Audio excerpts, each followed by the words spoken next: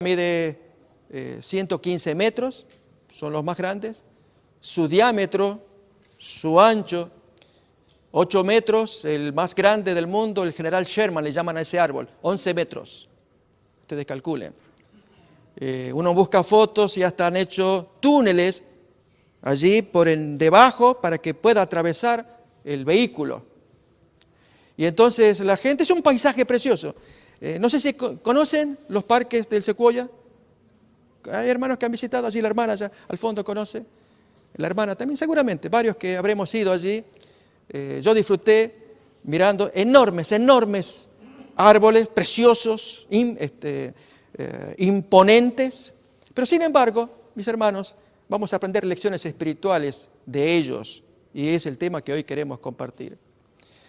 Al poner el título, el Sequoia derribado y los laodiceos, se refiere, hermanos, a la experiencia que tuvo Daniel en el capítulo 4. Daniel tuvo el enorme privilegio de ser el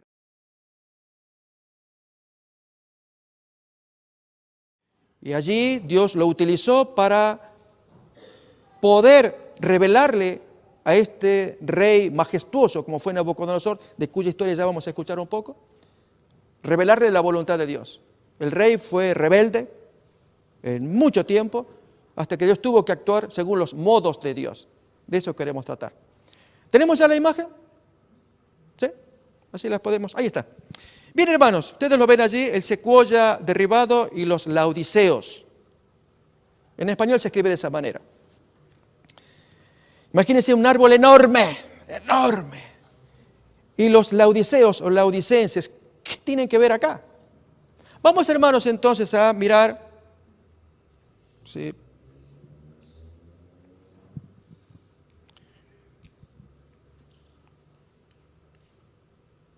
Déjeme mirar acá. Ok. Ahí está.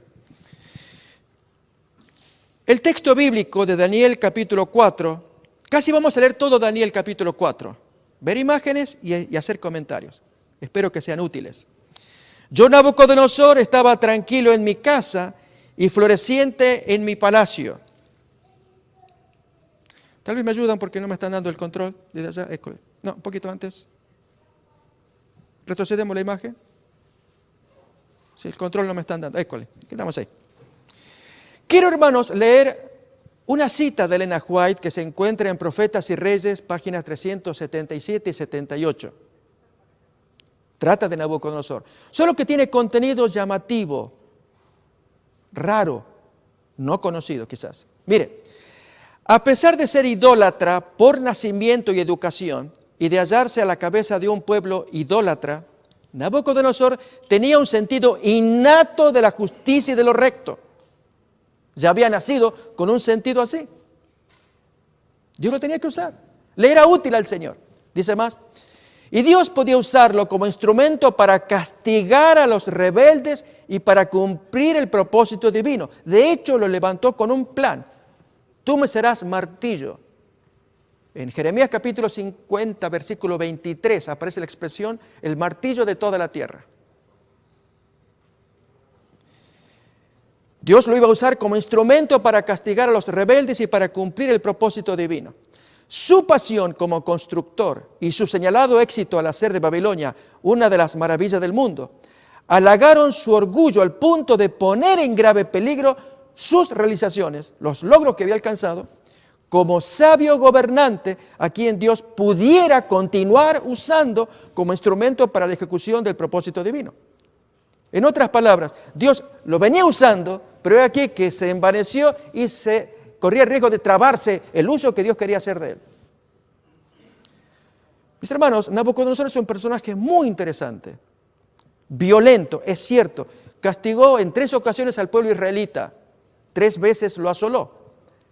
La primera fue su primera llegada a Jerusalén, año 605, cuando tomó preso a Daniel.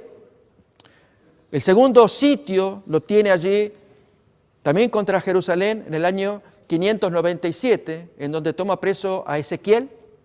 Y el tercero fue la gran destrucción del año 586. Allí estuvo el profeta Jeremías. y se salvó también él de milagro. Los 3 profetas contemporáneos, Daniel en la corte, Ezequiel en las afueras de Babilonia, pero allí, fuera de la corte en Babilonia, y Jeremías en Jerusalén. Y los 3 escribiendo en ese tiempo sobre el tema. Nabucodonosor era útil todavía, pero miremos qué pasó.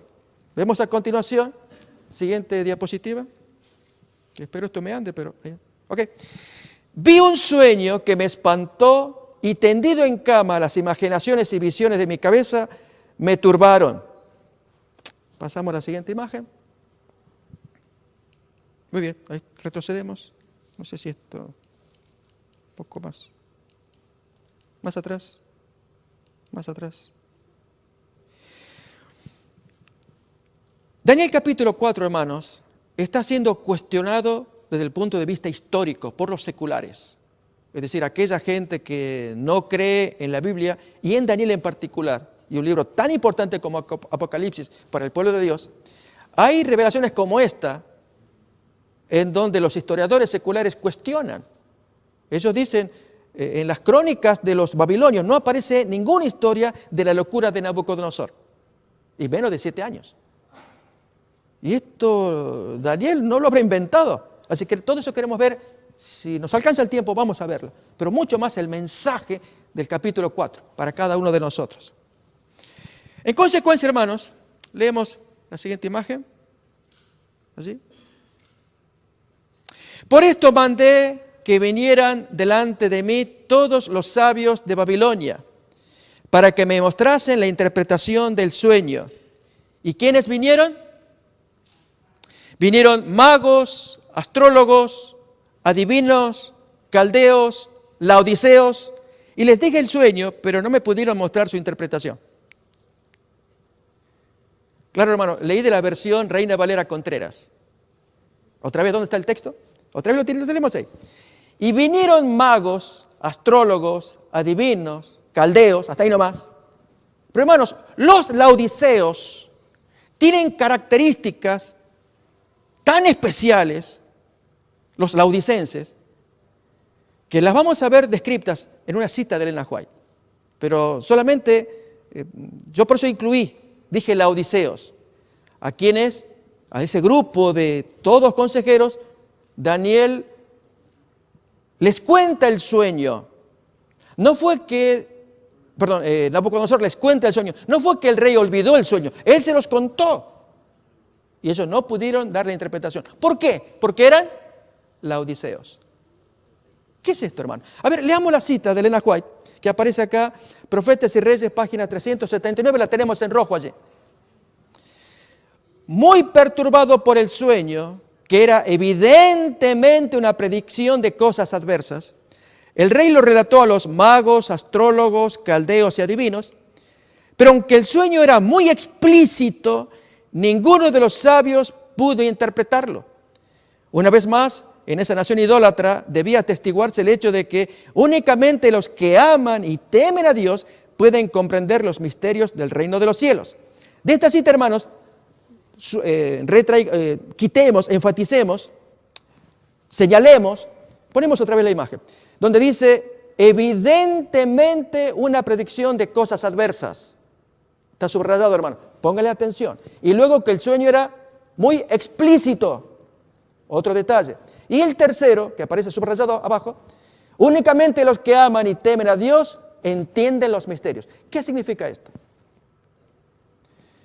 Si el sueño era muy explícito y evidentemente contenía una predicción de cosas adversas contra Nabucodonosor, pregunto, ¿los magos, astrólogos, caldeos, adivinos entendieron el sueño? Si el sueño era explícito y evidentemente era una predicción de cosas adversas contra Nabucodonosor, pregunto otra vez, ¿los magos, astrólogos entendieron el sueño? Sí. Por eso la cita que estamos leyendo, la ponemos otra vez, hermanos. Voy a pedir que la pongamos, otra vez la imagen. Leamos el espíritu de profecía. Nuevamente, hermanos. Muy perturbado por el sueño, que era evidentemente es obvio, una predicción de cosas adversas, el rey lo relató a los magos, astrólogos, quienes eran sabios, estudiosos. Pero aunque el sueño era muy explícito, ninguno de los sabios pudo interpretarlo, porque el sueño tiene dos partes. Una es la parte tan adversa, explícita, del secuoya o árbol enorme que se cae. La otra parte no se entiende bien.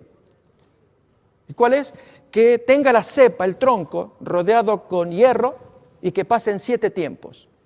Que lo moja el rocío, etc. ¿Y eso qué significa? Es cierto, ahí solamente los que aman y temen a Dios entienden los misterios.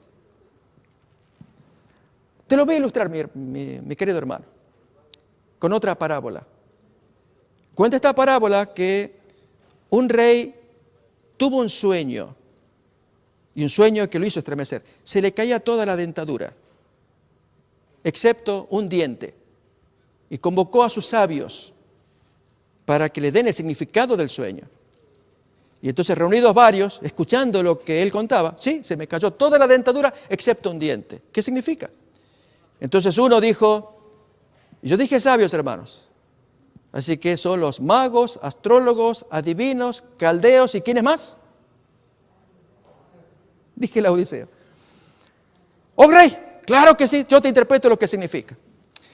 He aquí que tú soñaste que se te cayó la dentadura, eso significa que se te caen todos tus parientes. Tú verás allí fenecer a tu madre, la reina, a tu esposa, a tu hijo, al otro hijo e hija, y todos van muriendo, aunque solo tú quedas. Ese es el significado del diente que queda allí. ¿Pero qué me dices? ¿Pero cómo te atreves? ¿Cómo me vas a decir semejante cosa? A ver, tú ponlo allá para que le den 100 azotes. Y allí va el pobre sabio para recibir su sentencia. Y entonces el rey pues anima a otro. Alguien que me explique esto, voy a dar premio, 100 talentos de oro. Y pasa otro sabio. Oh rey, el sueño tuyo significa esto. Tú soñaste que se caía la dentadura y que permanecía un diente. Y ese diente estaba rozagante, estaba sólido, fuerte, blanco. Ese diente eres tú. Y tu reino y tú subsisten y sobreviven, aunque algunos de tus parientes tendrán que ir al descanso. Ese es el sueño. Allí te representa a ti, que tú eres fuerte, firme. ¡Wow! Entonces, ese es mi reino. Bendiciones, denle los 100 talentos de oro a este sabio. Y cuando este se encamina hacia allá, habla con el otro lo detiene. ¡Hey, pero si eso fue lo que yo le dije! No, tú no dijiste eso. ¿Se entiende, hermanos? Depende de la forma en cómo tú lo dices. Tú no dijiste eso. Mis queridos hermanos, los laodiceos se caracterizan, ya sean los de la línea dura o la línea blanda, en decir las cosas que hay que decirlas ahora. Y ya vamos a mirar esto. Esta gente sí entendió el sueño, pero decirle a Nabucodonosor que ese secuoya enorme se caía, se derrumbaba, y decirle a él, era esperar un castigo. Solo que, hermanos, el sueño traía otra parte y ellos no la podían discernir. ¿Se entiende ahora? ¿Cuántas veces personas hay que no van a decir las cosas que son necesarias decir, pero temen el castigo, temen la represalia? Ese es el laodicense. Voy a invitar a que sigamos mirando el material y sobre todo algunas citas de Elena White eventualmente. Fíjense, hermanos, a continuación, miramos acá en la imagen, que habiendo llamado a todos los magos, astrólogos, caldeos y no pudieron dar la interpretación, allí tenemos la imagen que ponemos ahora. Hasta que entró delante de mí Daniel, cuyo nombre es Belsasar, como el nombre de mi Dios, y esta parte, hermanos, las características de Daniel, en quien mora el Espíritu de los dioses santos. El libro de Daniel, hermanos, no es solamente un libro de profecías, es la vida de un hombre que se mueve de cierta manera durante ese gobierno, que debiera ser inspiración para cada uno de los que estamos acá.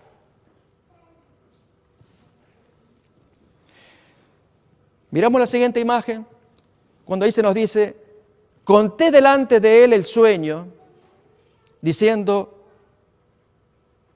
Belsasar, jefe de los magos, recuerden que el relato lo cuenta Nabucodonosor, él es el autor de todo lo que aparece en el capítulo 4. Belsasar, jefe de los magos, ya que he entendido que en ti hay espíritu de los dioses santos y que ningún misterio se te esconde, declárame las visiones de mi sueño que he visto y su interpretación. Otra vez, hermanos, en ti hay espíritu de los dioses santos. Fíjense, hermanos, lo que tenemos ahí arriba. ¿Hay espíritu de los dioses santos entre los consejeros? Para poder interpretar y dar un mensaje, tiene que haber Espíritu Santo que se mueva en el corazón. Esto es lo que pasó ayer. Allí, hermanos, pongo la nota, el presidente electo Donald Trump llamó oficialmente al neurocirujano retirado Ben Carson, miembro de la Iglesia Adventista y ex oponente suyo, para servir en su gabinete como secretario de Viviendas y Desarrollo Urbano. Esto fue el 5 de diciembre pasado. Primeramente fue invitado a fungir como director de salud, del área de salud. Carson no aceptó y entonces sí aceptó en esta otra área. Y la expectativa que tenemos los adventistas, como dije al comienzo, son mayormente dos. Lo de la eventual ley dominical, nadie sabe cuándo se va a producir. Y entonces que en el gabinete haya un asesor, como es Ben Carson.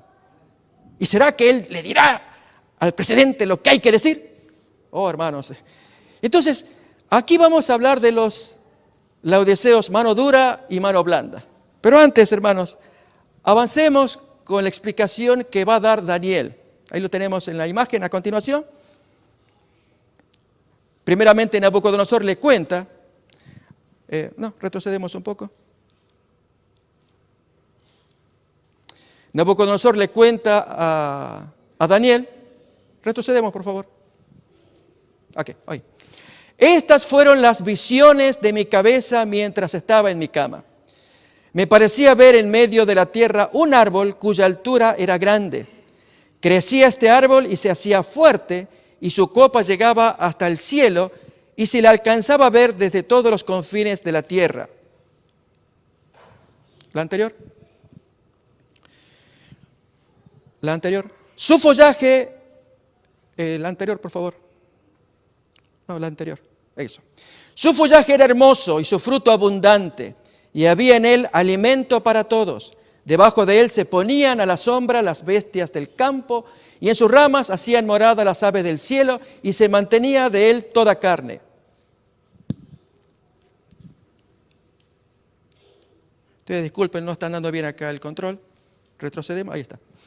Vi en las visiones de mi cabeza mientras estaba en mi cama que aquí un vigilante y santo descendía del cielo.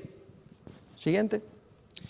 Y clamaba fuertemente y decía así, la posterior, muy bien.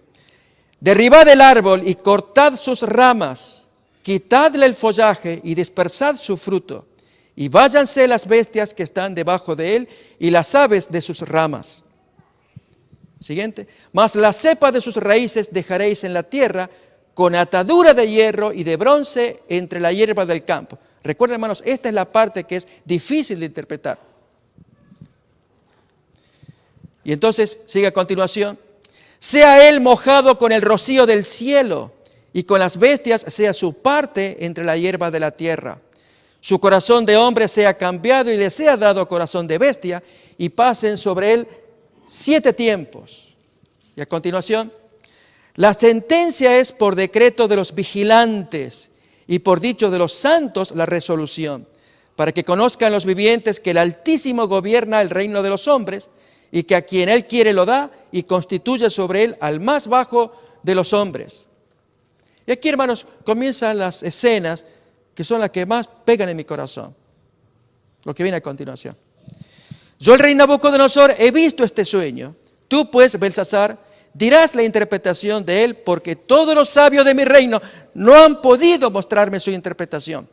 Mas tú puedes, porque en ti mora el Espíritu de los dioses santos. Y fíjense, hermanos, ahí abajo, la lectura que sigue. Entonces Daniel, cuyo nombre era Belsasar, quedó atónito casi 1 hora y sus pensamientos lo turbaban. El rey habló y dijo: Belsasar, no te turben ni el sueño ni su interpretación. Y mientras conservamos la imagen, quiero, hermanos, hacer algo a continuación.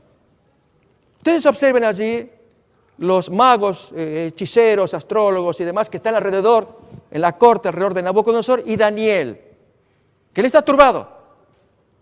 Permítanme este diálogo ficticio. Yo suelo usar la figura del lenguaje de la ironía y el sarcasmo para entender mejor qué está pasando ahí. Como tiene una hora de turbación, allí uno de los hechiceros, vamos a decir el del centro, el laodiceo que está allí, pide permiso, recuerden que es una ficción, y lo lleva aparte a Daniel. Como es una hora, se puede dialogar. Daniel, no te turbe lo que estás mirando, lo que te contó. Tú ves, allí ese secuoya se va a caer, se va a derribar, es este hombre. Dile todo lo que tú sientes, dile que se cae. Algunos hermanos están esperando que Carson haga lo mismo, porque él es el adventista del séptimo día, por algo está allí en el gobierno, ante un hombre, y no sabemos qué pasará en un futuro cercano. Siendo adventista, conociendo el mensaje adventista, las profecías adventistas, la profecía de la ley dominical, pero ¿por qué no lo va a decir? Yo le llamo laodiceo de mano dura. ¿Por qué, hermanos? Pastor, no entiendo. Hay que predicar. Ok. Aguántame, cálmate, hasta que describamos los dos grupos. El laodiceo mano dura es aquel hermano que se caracteriza porque hay que asarlo y asarlo. Como lo hicieron aquellos hermanos en La Paz, Bolivia, julio del año pasado. Cuando de visita allí Francisco I, pues estos hermanos pusieron un gran afiche. Francisco I, el anticristo, sus amigos los adventistas. Y allí dos textos, Daniel 7:25 y Apocalipsis capítulo 13:17. ¿Se entiende lo que es un laodiceo de mano dura? No entiendo, pastor. Teniendo esto, ese hombre Carson, que adventista, pues que le diga. Es lo que, hermano, yo les pedí a ustedes permiso para tener esta hora de una ficción, de cómo laodiceo le aconseja a Daniel cómo hablarle. Hay que decir las cosas, decirlas, aunque duelan. Pero hay aquí, hermanos, que otro de los consejeros, laodiceo de mano blanda, es el que ahora va a tomar y lo lleva a Daniel. Daniel, no, cuídate con lo que tú vas a decir. Tú háblalo políticamente correcto, lo que tú sabes. Uno no puede decir así como decir, no, tú sabes. Hay que ser cuidadoso. Y tenemos que tener, para decir estas cosas, y nada menos, y entonces, si traspasamos esto, hermanos, a la experiencia de Carson con Trump, ¿se entiende lo que es un consejero laodiceo? Yo dije, mano dura, mano blanda. Pregunto si se va entendiendo. ¿Cuál es el punto correcto? ¡Daniel! Miremos a Daniel. Y hermanos, yo me opongo al laodiceo mano dura, me opongo al laodiceo mano blanda, porque descuidan la experiencia de Daniel. ¿Qué hizo él, hermanos? Está en el texto. Lo hemos perdido de vista porque estaba en el texto. Primero, miremos. Allí nomás. Lo primero. Entonces Daniel, cuyo nombre era Belsasar, quedó atónito casi una hora. Quedó impactado. Amaba a su rey. Escuchando la noticia que le daba Nabucodonosor del sueño, lo que él ya avisoraba, lo que era explícito, la evidente predicción de cosas adversas, le impactó. Yo me preguntaría, hermanos, si nosotros nos sentimos impactados por las cosas que acontecerán a los gobiernos. Nosotros queremos decir las cosas al estilo del mano dura o mano blanda. Pero no queda allí. Fíjense a continuación lo que tenemos en la siguiente imagen. Belsasar respondió y dijo, ponemos allí, Señor mío, el sueño sea para tus enemigos y su interpretación para los que mal te quieren. A ver, pastor, ya, no sé, discúlpeme, pero creo que usted le está bajando el decibel. No, hermanos, me guío por el texto. Daniel de corazón deseó, él quedó atónito, quedó impactado. oh rey, si tengo que decirte, quiero que sepas que yo, ese sueño, deseo que lo tengan tus enemigos. Los que no te quieren, que ellos les venga. Pero Dios ha revelado esto y te tengo que decirlo. Porque, hermanos, Daniel está cumpliendo lo que el apóstol Pablo había dicho en la primera carta a Timoteo, capítulo 2, versículos 1 al 3, que miramos a continuación. ¿Qué es lo que yo recomiendo, hermanos? Que como ya ni laodiceos mano dura, ni laodiceos mano blanda, sino como Danieles modernos, hagamos lo que dice el texto. Exhorto ante todo a que se hagan rogativas, oraciones, peticiones y acciones de gracias por todos los hombres, por los reyes y por todos los que están en eminencia, para que vivamos quieta y reposadamente en toda piedad y honestidad, porque esto es bueno y agradable delante de Dios nuestro Salvador. ¿Qué se dice acá? Que hagamos oraciones, rogativas. Orar, hermanos, por el actual presidente. Ok, pastor, vamos a orar, pero que se venga la ley dominical. Hermanos, no estamos preparados. Porque antes de la ley o después, yo no sé cuándo, habrá un zarandeo muy severo en el pueblo adventista. Mientras que la ley dominical es un fenómeno externo, el zarandeo es un fenómeno interno. Para aquel que va a venir, creemos estar preparados, que cuando venga la ley dominical, allí predicaremos y hacemos ese tipo de ilusiones. Ignorando, hermanos, si estamos en condiciones para afrontar semejante cimbronazo que se va a producir dentro del pueblo adventista, llamado zarandeo. En consecuencia, aquí se nos recomienda, oren por los políticos, los dirigentes, lo que ellos tengan que hacer, que aunque está profetizado, va a ocurrir, pero ustedes oren y ganen tiempo, cita que leemos a continuación. Pero antes, hermanos, invito otra vez a que miremos la imagen. Allí la tenemos, lo que leíamos hace un momento. Esto se produjo ayer, se estrechan las manos, y aquí que tal vez alguno de nosotros comienza a juzgar a Carson. Yo, hermanos, recomiendo absolutamente, no nos pongamos de jueces de nadie. Yo les confieso, yo tengo mis héroes, y mis héroes no son de barro, son de papel. El héroe de barro, de carne, son seres humanos que hoy están y por ahí fallan. Los héroes de papel son los que están en la Biblia. Y allí, hermanos, ya no van a fallar. Fallaron en el caso de Sansón. Ahí están esos héroes para que aprendamos lecciones. Y uno de ellos es Daniel. Y lo que hizo, hermanos, Daniel, en este caso, de decir al rey lo que dijo, pero con el ánimo con que lo dijo. Con su espíritu de oración con que lo dijo. No sé, hermanos, en el caso de Carson. No juzguemos. Pastor, él lo hará, él hablará con el presidente. Quiero decirles, hermanos, con respecto a la ley dominical, yo no sé. Pero es posible que sea difícil. Yo no sé. ¿Para decir qué? Su yerno es el jefe de asesores de su gabinete, Jared Kushner.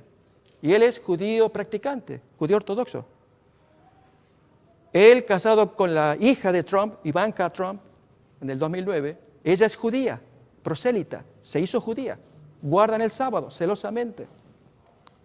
Y hace que su familia guarde el sábado, llega el sábado, se terminaron los negocios. Ellos están ahora en la sinagoga adorando al Señor. Y que entonces el presidente haga su ley dominical, yo no sé, hermanos.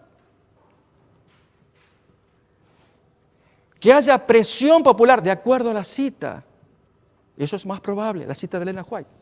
Como lo que está pasando en Villa Constitución, en Argentina, provincia de Santa Fe, donde hay una ley dominical provincial, allí en ese lugar, que obliga a los negocios a cerrar en domingo y a la gente a buscar el descanso. Pero es aquí que dos grandes compañías, muchas hay allá, equivalentes a Walmart de acá, Carrefour allá, apelaron y ganaron el caso para tener abierto su comercio en domingo.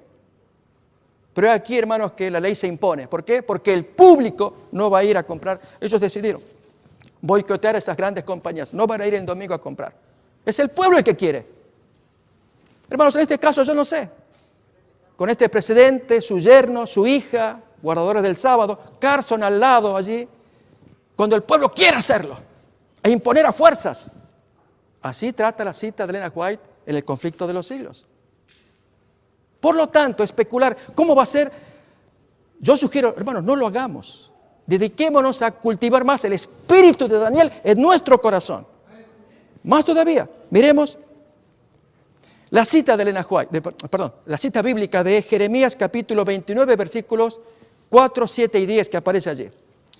Así ha dicho Jehová de los ejércitos, Dios de Israel, a todos los de la cautividad que hice transportar de Jerusalén a Babilonia.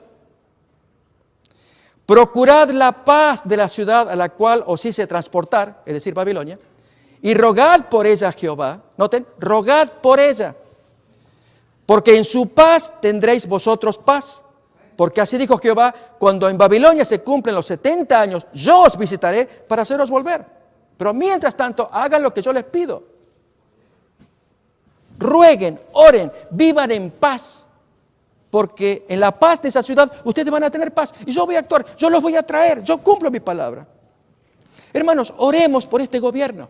Pastor, que se cumpla la ley dominical. Saquémonos esa idea, hermano. Va a venir la ley dominical. Lo que no veo todavía son los Danieles, que tengan el espíritu de Daniel, como iremos viendo.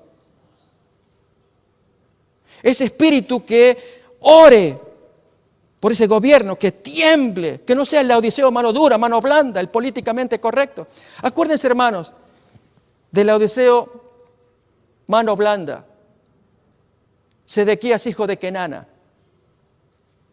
Primero de Reyes, capítulo 22.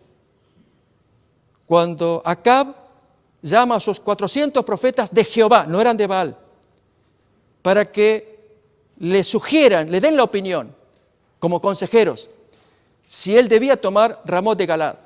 Y todos a coro dijeron, claro que sí, tómalo, tú puedes. Y el rey Josafat, que estaba de visita, vio algo raro y le dice al rey colega, ¿no hay algún profeta de Jehová acá? Sí, hay otro, pero ese siempre me profetiza mal. Y estaba preso. Micaías, hijo de Imla. Tráelo. Y viene Micaías. Y cuando van a buscarlo, el oficial le dice, y tú profetiza como los otros, que le dan buen augurio al rey. Y así, hermanos, cuando se presenta Micaías, hijo de Imla, y que Acab le pregunta, ¿y tú qué dices? Todos dicen que yo puedo, ¿tú qué dices? Y hermanos, él se prestó al juego. ¿Quiere? Está bien, vete, si tú lo vas a lograr, vete.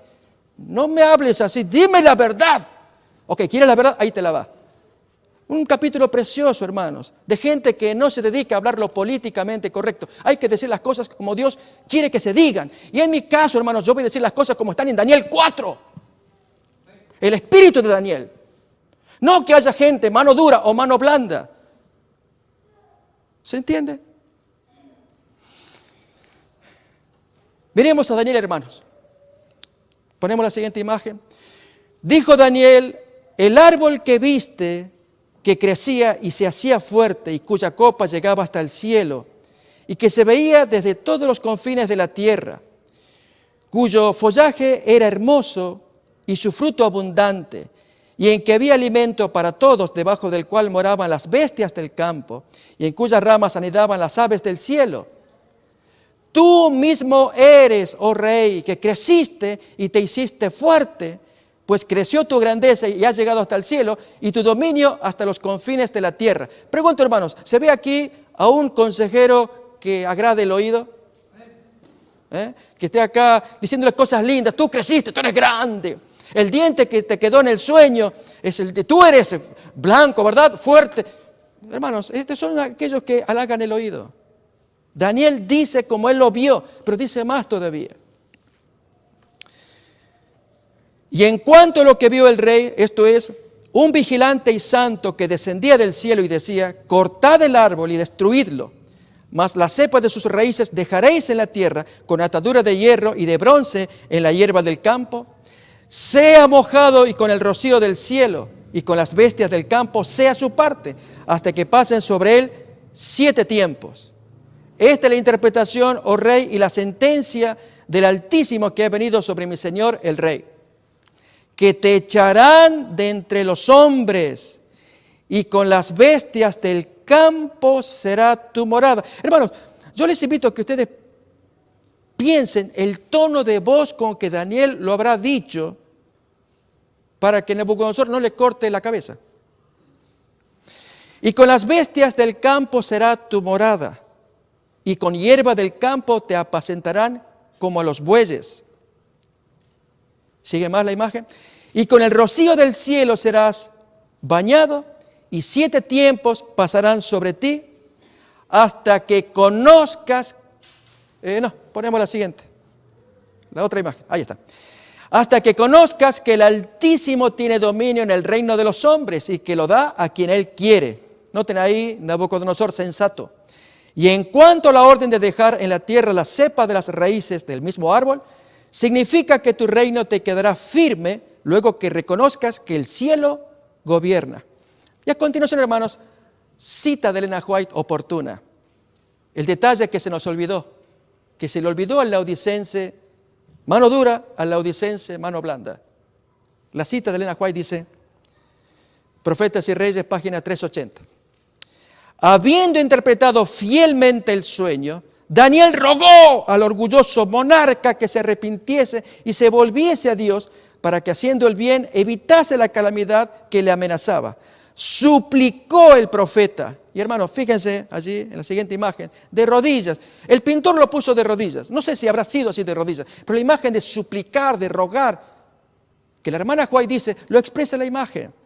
Acepta, oh rey, mi consejo, tus pecados redime con justicia y tus iniquidades haciendo misericordias para con los oprimidos, pues tal vez será eso una prolongación de tu tranquilidad.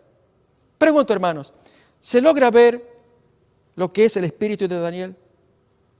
¿Actuaríamos así nosotros? No sé si Carson lo va a hacer, no me interesa. Yo estoy preocupado más por mí, Laodiceo, que lo que le pase a él. Sí desearía que él conozca la historia de Daniel capítulo 4. Él la debe saber, pero estudiarla a fondo para extraer el espíritu de Daniel. Espíritu tal que se turba una hora. Que luego al rey le va a decir la interpretación que sea para otro, no para ti. Pero dice las verdades y luego, hermanos, le suplica al rey. Hablarle al corazón. Redime tus pecados que tú cometiste. Tanto, hermanos, que miremos la siguiente imagen. Dios consideraba a Nabucodonosor, rey de Babilonia, su siervo. Ahí tenemos textos que ustedes pueden mirar allí en la imagen. Jehová dice así, ahora yo he puesto todas estas tierras en manos de Nabucodonosor, rey de Babilonia, mi siervo. Y aún las bestias del campo le he dado para que le sirvan. Están los textos allí, Jeremías 25, 27 y 43.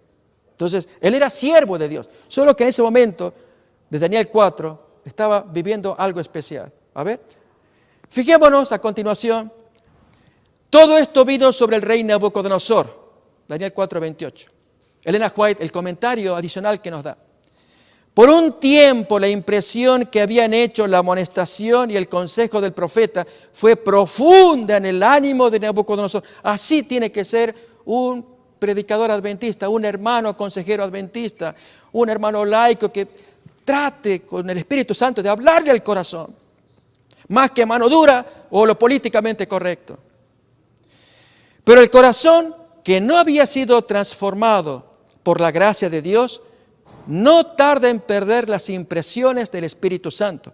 La complacencia propia y la ambición no habían sido desarraigadas todavía del corazón del rey y más tarde volvieron a aparecer un fenómeno humano que nos afecta a nosotros y es que nos impacta y luego nos deja de impactar. Y miramos a Nabucodonosor como bestia, como animal y hermano, no nos miramos a nosotros que corremos el mismo riesgo de impactarnos y después 2 o 3 días volvemos a lo mismo. A pesar de las instrucciones que le fueron dadas tan misericordiosamente y a pesar de las advertencias que representaban las cosas que le habían sucedido antes, pensemos en el horno ardiente de Daniel 3, Nabucodonosor volvió a dejarse dominar por un espíritu de celos contra los reinos que iban a seguir. Y aquí contemplando la torre Etemenanki del grupo de Sagila, ahora vamos a ver un poquito, es el culto de adoración que tenía, por el cual, hermanos, miren lo que tenemos allí. En el gobierno de él se producía, ¿qué dice acá? Que hasta entonces había sido en buena medida justo y misericordioso, se volvió opresivo. Aquí tenemos venta de esclavas que se hacían en el gobierno durante el tiempo de Nabucodonosor en Babilonia. Endureciendo su corazón, usó los talentos que Dios le había dado para glorificarse a sí mismo y para ensalzarse sobre el Dios que le había dado la vida y el poder.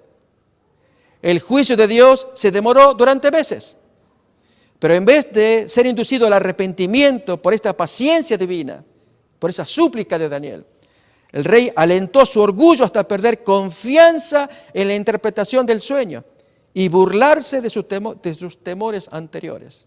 Hermanos, que no nos pase a nosotros, nos impacta. Retengamos el Espíritu Santo, que siempre nos impacte para no volver a los viejos caminos. Un año después de haber recibido la advertencia, concluye Elena White en esta porción, Nabucodonosor andaba en su palacio y pensaba con orgullo en su poder como gobernante y en sus éxitos como constructor. Allí, hermanos, en la Wikipedia hay un artículo bonito sobre los jardines colgantes de Babilonia. La hermana White habla de una de las maravillas del mundo.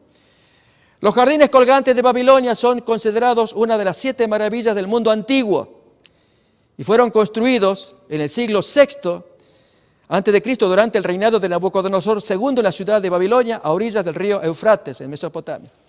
Se considera que sus diseños y construcciones se iniciaron en el 605, cuando él tomó posesión del reino, por orden del rey Nabucodonosor, como una demostración de amor hacia su esposa Amitis, hija del rey Medo, para hacerle recordar las montañas de su tierra. Eso cuentan historiadores.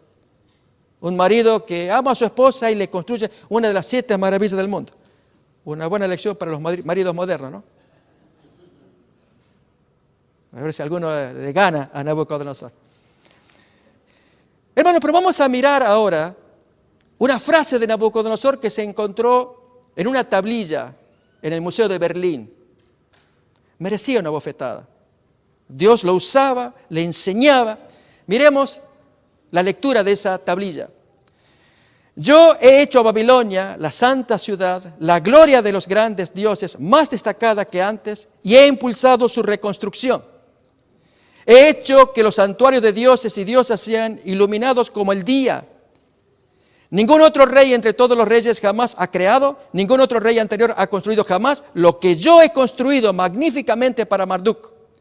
Fomenté al máximo la habilitación de la Esagila, la renovación de Babilonia más de lo que se había hecho antes. Todas mis obras valiosas, el embellecimiento de los santuarios de los grandes dioses que yo emprendí, más que mis antepasados. Yo escribí en un documento y puse por escrito para las generaciones venideras. Sea largo el camino de mi vida, me regocijo yo en mi simiente. Gobierne mi simiente sobre todos los pueblos. Aparece en el Museo de Berlín y en el comentario bíblico tomo 4, ahí está la página. Esto es lo que dice Nabucodonosor. Hermanos, él se infla, se hincha. Y entonces sí, el texto que nos lo dice, al cabo de 12 meses paseando en el palacio real de Babilonia, habló el rey y dijo, ¿no es esta la gran Babilonia que yo edifiqué para casa real con la fuerza de mi poder, para gloria mía de mi majestad? Aún estaba la palabra en la boca del rey cuando vino una voz del cielo, de los vigilantes, que te vigilan a ti, me vigilan a mí. A ti se te dice, oh rey Nabucodonosor, el reino ha sido quitado de ti. Se te había dicho hace un año atrás. Y de entre los hombres te arrojarán. Con las bestias del campo será tu habitación. Y como los bueyes te apacentarán. Y 7 tiempos pasarán sobre ti hasta que reconozcas a fuerza que el Altísimo tiene el dominio en el reino de los hombres y lo da a quien Él quiere. No me ofendas, Nabucodonosor. Te he puesto martillo de toda la tierra. Tú eres mi siervo. Me sales con esto. Ya vamos a ver, hermanos, que Nabucodonosor es más simpático que el Laodiceo. Hay una cita de Elena White. Me agrada más él, a pesar de que fue un hombre sanguinario. En la misma hora se cumplió la palabra sobre Nabucodonosor y fue echado de entre los hombres. Y comía hierba como los bueyes y su cuerpo se mojaba con el rocío del cielo, hasta que su pelo creció como plumas de águila y sus uñas como las de las aves. En internet, hermanos, aparece esta leyenda, en esa página que ustedes pueden ver. Ni la enfermedad ni el interregno que debió haber causado están registrados en los anales babilónicos. Ah, pastor, entonces si no está. Sin embargo, hay una ausencia de actos del rey durante los años 582 al 575, justo los 7 años. No aparece porque se ponían las hazañas. Nabucodonosor acostumbrado y yo lo pongo por escrito para que quede que mi simiente. Y lo pone, hermanos. Se vanagloriaban. Pero aquí, hermanos, hay un vacío. ¿Qué pasó allí? No se sabe. Así se encontró, hermanos, este texto cuneiforme que leemos a continuación, muy fragmentado, pero miren lo que dice. Nabucodonosor consideró, está fragmentado. Su vida, al parecer, no tenía valor para él. Él no presta atención a las palabras de sus labios. Él no muestra amor al hijo ni la hija. No existen ni familia ni clan. Él llora amargamente a Marduk. Eso aparece en una tablilla cuneiforme, escrita por Nabucodonosor, o la gente que estaba con él. ¿Qué quiere decir? Solamente los estudiosos de Daniel 4 saben a qué se refiere esas palabras, porque los críticos no saben. Mas al fin del tiempo yo, Nabucodonosor, alcé mis ojos al cielo y mi razón me fue devuelta. Y bendije al Altísimo y alabé y glorifiqué al que vive para siempre, cuyo dominio es sempiterno y su reino por todas las edades. En el mismo tiempo mi razón me fue devuelta y la majestad de mi reino, mi dignidad y grandeza volvieron a mí. Y mis gobernadores y mis consejeros me buscaron y fui restablecido y mi reino y mayor grandeza me fue añadida. Y aquí, hermanos, tenemos al gran amigo Nabucodonosor. Yo invito, hermanos, a que estudiemos, busquemos un diccionario bíblico, no le perdamos pista a este señor, por algunas razones. Ya Dios había dicho que era su siervo, que lo había puesto para que cumpliera su propósito. Pero leamos a la hermana White. Esta cita que tenemos acá. El que fuera una vez un orgulloso monarca había llegado a ser humilde hijo de Dios. El gobernante tiránico e intolerante era un rey sabio y compasivo, el que había desafiado al Dios del cielo, como lo desafían los laodiceos. Quiero ponerles, hermanos, porque la cita ya la vamos a seguir leyendo, pero quiero poner esta otra, también de Elena White, que muestra el triple propósito de la filosofía divina, de la historia política y nos abarca a nosotros, de la historia eclesiástica. El Señor dio 3 principios, esa es su filosofía. Lo reveló con Daniel capítulo 2, la estatua, la figura idolátrica, y lo revela en Apocalipsis con la figura divina del capítulo 1 de Apocalipsis. Leamos la cita. Esos 3 principios de la historia según Dios. El sueño de la gran imagen presentaba a Nabucodonosor, 1, acontecimientos que llegaban hasta el fin del tiempo, sucesión de reinos. Y le había sido dado para que comprendiese, segunda filosofía, la parte que te toca, Nabucodonosor, que le tocaba desempeñar en la historia del mundo y la relación que su reino debía tener con el cielo. En la interpretación del sueño se le había instruido claramente, y esta es la tercera filosofía, del establecimiento del reino de Dios. En otras palabras, Dios persigue un triple propósito con los políticos, con la iglesia. Daniel capítulo 2, a través de la figura idolátrica, reveló los 3 principios. Apocalipsis capítulo 1, a través de la figura divina de Jesús allí, le enseña a la iglesia los 3 propósitos. ¿Cuáles son? 1, la sucesión de imperios, de reinos, la sucesión de iglesias. La primera, Éfeso, Esmirna, etc. La parte que te toca, tú eres la cabeza. Y allí, hermanos, vemos en la imagen la estatua toda de oro, oponiéndose al plan de Dios. La parte que te toca. Aquí, hermanos, ya tuvo su parte. La gente de Éfeso, de Esmirna, allí en Sardis, el tiempo de Lutero, en Filadelfia, el tiempo de Guillermo Miller, la Odisea, lo que te toca a ti y a mí. ¿Cuál es la parte? El Laodiceo, hermanos, se resiste. Y luego la tercera filosofía, el tercer principio es la piedra, el establecimiento del reino de Dios. La piedra golpea y allí tira todo. Aquí, hermanos, es la segunda venida, que en la sucesión de reinos, en la segunda venida el Señor da el premio correspondiente a todos aquellos a quienes el Espíritu le dijo, al que venciere, al que venciere, al que venciere. Oiga lo que el Espíritu está diciendo. No le voy a dar el premio a todos, los que oigan esta filosofía.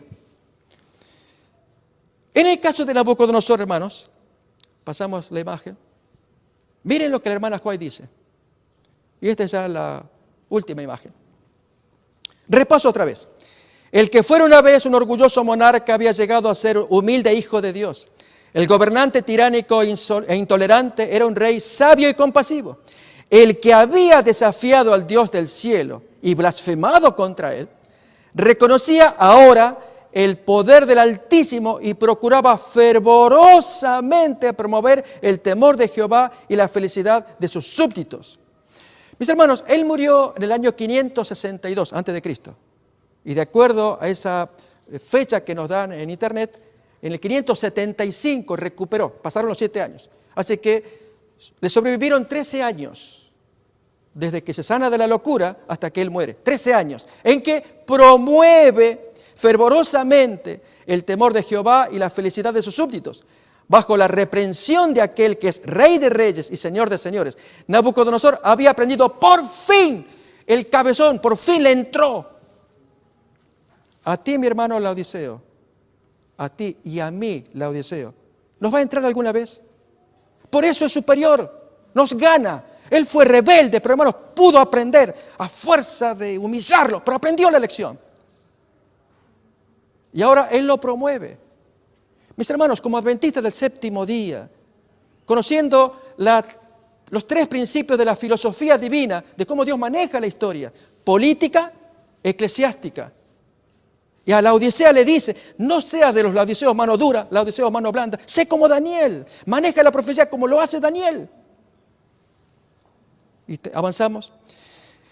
Nabucodonosor había aprendido por fin la lección que necesitan aprender todos los gobernantes. Sí, hermanos, este capítulo 4 necesita conocerlo, ¿quién? Donald Trump. Donald Trump, el presidente. Lo necesitan conocer los presidentes de los países. Allá en Guatemala, a su presidente, pues, ustedes saben lo que le pasó. Todo presidente, el de México, el de Argentina, todos necesitan conocer la historia de este que fue cabezudo y no le entraba. Porque Dios es el Señor. Solo, hermanos, que cuando decimos Señor de la iglesia, lo es. Cuando tiene hijos laodicenses que se resisten. ¿Entendemos? A saber que la verdadera grandeza consiste en ser verdaderamente buenos. Reconoció a Jehová como el Dios viviente, diciendo, ahora yo, Nabucodonosor, alabo, engrandezco y glorifico al Rey del cielo, porque todas sus obras son verdad y sus caminos juicio, y humillar puede a los que andan con soberbia.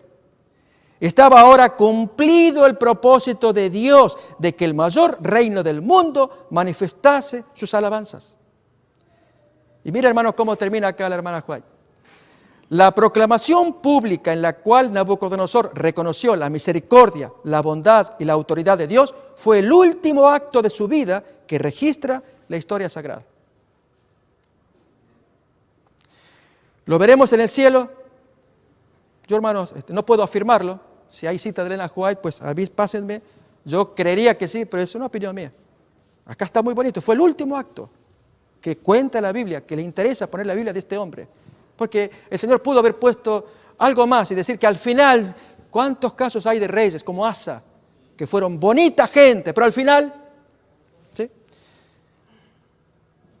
Pregunto, hermanos, en Nabucodonosor se cumplió el propósito, ¿se cumplirá en nosotros? ¿Se entiende?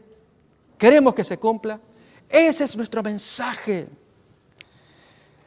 Tú y yo, ya no como laodiceos, sino como Daniel, que bebe la profecía, que la practica, que tiene el Espíritu de Dios Santo aquí adentro, en la forma como vive, cómo se mueve aún en el gobierno. No sé cómo lo hará Carson, no sé, hermanos. Que Dios lo bendiga. Dios bendiga al actual presidente. Que tengamos paz, todos queremos, mientras nos vamos formando como pueblo, creciendo, y que se cumpla la profecía de la ley dominical, que venga cuando quiera y nos encuentre preparados. ¿Creemos esto, hermanos? ¿Quisiéramos esto? Quiero invitarles a que tengamos una oración, no sin antes tener un canto. Voy a invitar tal vez a Claudia, si anda por allí, que podamos cantar un himno de consagración. El himno que yo les quiero recomendar que lo tengamos, lo atesoremos, es el himno 454, ser como Daniel. Dios quiere que seamos como Él. Es un modelo, hermanos. No solamente su profecía, Él como ser humano para el tiempo del fin. Y que así nos preparemos vez tras vez. Que haya que predicar la ley dominical, hay que hacerlo, hermanos. Está profetizado, la marca de la bestia. Pero el tono, el timbre, el genio, el espíritu con que lo decimos, Dios lo observa. Daniel es un ejemplo, una bella persona que nos enseña cómo movernos al predicar, al decir la palabra de Dios. Que Dios nos bendiga.